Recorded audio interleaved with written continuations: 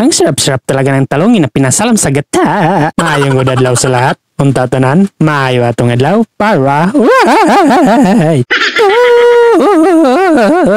so video pala natin ngayon magluluto kami ng talong na pinasalam sa gata. Dahil sobrang natatakam na ito ng panghamol itong lang nade ay pinataas-taas ng kanyang simod.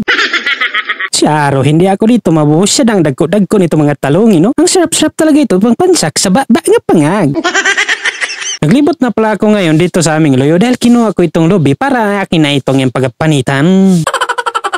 Habang si mama naman dito ay hinugasan niya ang talong para makakuha na yung mga malansang mananapin na nangakapilit dito sa panit na itong talong na ito. Sinabunan niya ito para, makuha yung hugaw. Inisprayan man ko dito kaya sinabunan ito ni mama. Mahirap nang magkalisod-lisod kung hindi ito sabunan. Hindi makuha yung mga tsorbanis ik-ik na nakapilit dito. Baka kasi mayaya na aming mga tiyan ang pagkawala na yung nadi nito. Sinimulan ko na din pala ang pagpalit dito sa lubihin. Gusto ko sana 2 kalubi ang aking isagol dito pero hindi na lang baka makabalik-balik ako ng CR. Mahirap na talagang magkalisod-lisod baka buturan pa ako pagkawalagi nitong nadi. Imbis na kapanghamulo ng talongin na pinasalom sa gata pinagsakitaan anong tiyan. Kaya maglilikay na lang tayo para hindi tayo makagwalang nadi-nadi nito. At sa mga orasin na ito, akin na ngayon itong pinasinawan dahil naman ko na ito pinanitan. Pinaspasan ko na talaga dito aking pagpasinaw dahil sa pagkakataon na ito ay kagabiin na maka hindi ko na makita ito aking gabuataon dito dahil ngit-ngit na. Gianag na pala ngayon ni mama ang mga talongin. Kapag mag-anag kayo ng talong, tatarungin talaga ninyo ito pag anag yung talong dahil kapag hindi niyo ito matarong ay sure na magkatol-katol talaga ang inyong mga paniti nito. At sa mga orasin na ito, akin na ngayon itong binugha ang lubihin. At nang akin na itong nabugha, nagsakay na dahil ako dito sa bangguran dahil kagod-kagod na ito. Ang tsada-tsada talaga ng lubihin ang akin nabugha ngayon dahil ang baga-baga nito. Mabuti lang talaga at hindi ko yun mabugha ang isa dahil kung nabugha ko yun ang isa, dalawa na sana sila nabugha. At ang moment akong magpanggod ay ito na ngayon ang finished product. Grabe talaga, nagagas-agas talaga ang aking singutin dito na napakabahuin dahil sa sobrang baga na lubihin ng aking binanggod.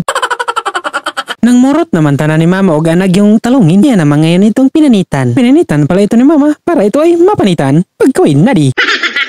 Dapat talaga kapag mapanitan ninyo itong talong, dapat talaga wala ng mga itom-itom na mabilin kay kung niron ay kawala ginadi. Makakaon mo yun apil at ang pangit-pangit ng lami. Ito na pala karon ang mga itsura ng mga talongin na napanitan. O diba? Ang sinaw-sinaw. Gikumot-kumot na pala ngayon dito ni mama ang lubihin para ito ay maggata-gata na.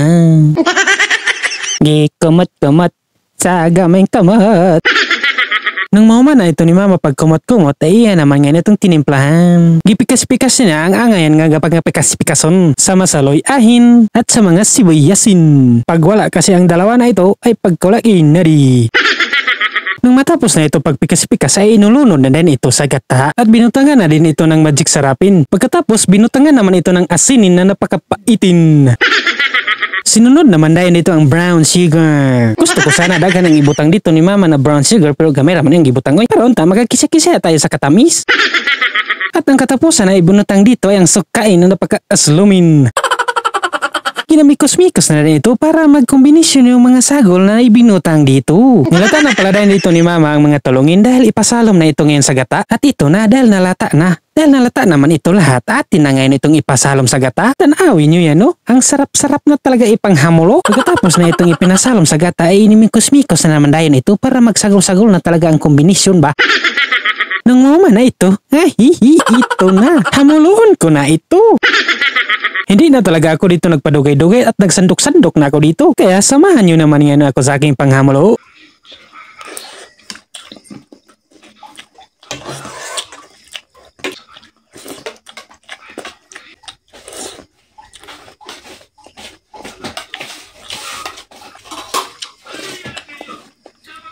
Grabe, ito ang sakto na templada. Ka talaga sa kalami. Dahil naman ako dito manghamulo, dito na nagtatapos ang ating video. Bye-bye!